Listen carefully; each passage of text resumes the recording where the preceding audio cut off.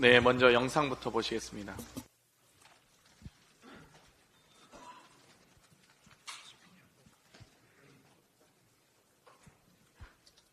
재판부에서 한 말 중에 정말 제 귀를 의심하게 한 말이 하나 있는데요.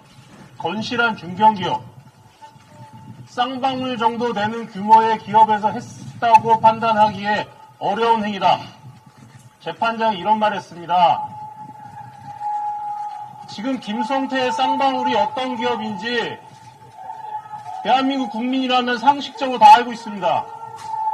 김성태의 정과 기록만 살펴봐도 김성태가 쌍방울이란 기업을 통해서 매입하라고 돈 번 게 아니라 무슨 짓을 해서 돈 벌었는지, 어떤 짓을 했는지, 쌍방울이 과연 견실한 중견기업인지, 김성태가 견실한 중견기업의 CEO인지 상식만 가져도 알 수 있습니다. 그런데 재판부는 그 정도 되는 규모의 기업에 했다고 판단하기 어려운 행위다.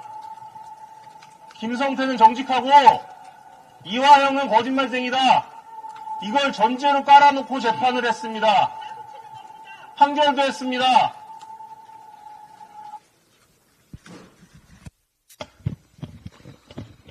먼저 재판부만 모르는 것으로 보이는 관심 있는 국민이라면 충분히 알 수 있을 김성태 전 쌍방울 회장에 대해서 알려드리겠습니다.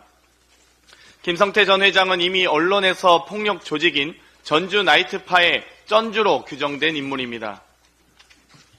김성태 전 회장은 2006년 12월 춘천 지방법원으로부터 도박 개장과 음반, 비디오물 및 게임에 관한 법률 위반 혐의로 징역 8월에 집행유예 2년을 선고받았습니다.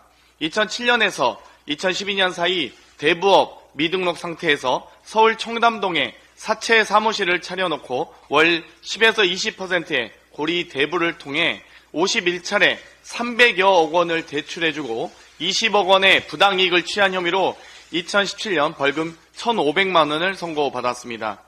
또 쌍방울 인수 전후인 2010년에는 호남 지역 폭력 조직 조직원들과 공모하여 가장 매매, 고가 물량 소진 매수, 허수 매수 등을 통해 350억 원의 시세 차익을 획득하며 쌍방울과 유비컴 주가를 조작한 혐의로 2017년 2월 징역 3년에 집행유예 5년, 사회봉사 400시간을 선고받았습니다.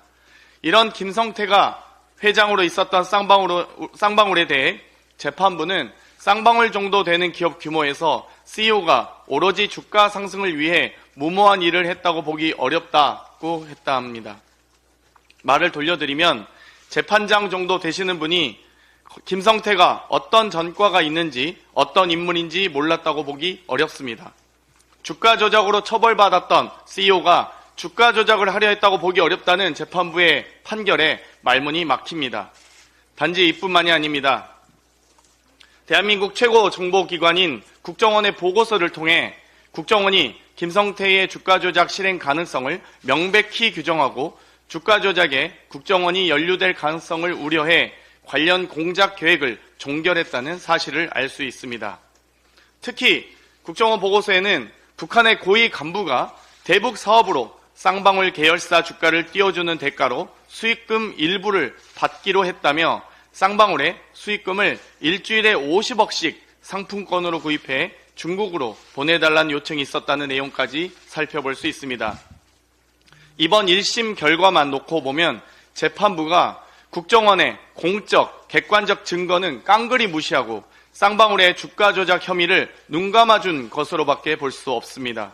검찰의 회유와 압박이 있었다는 술자리 회유 폭로부터 보석이 불어댄 피고인의 변호인 사임부터 재판부의 일방적인 국선 변호인 지정, 검사의 피고인 접견 방해와 재판장에서 위협으로 보였던 검사의 행동들까지 대한민국 국정원의 대북 정보는 배제한 채 사실상 회유와 조작으로 오염된 증거는 채택하고 유독 검사 측 논리만 인정한 판례는 유례를 찾아보기 어렵습니다.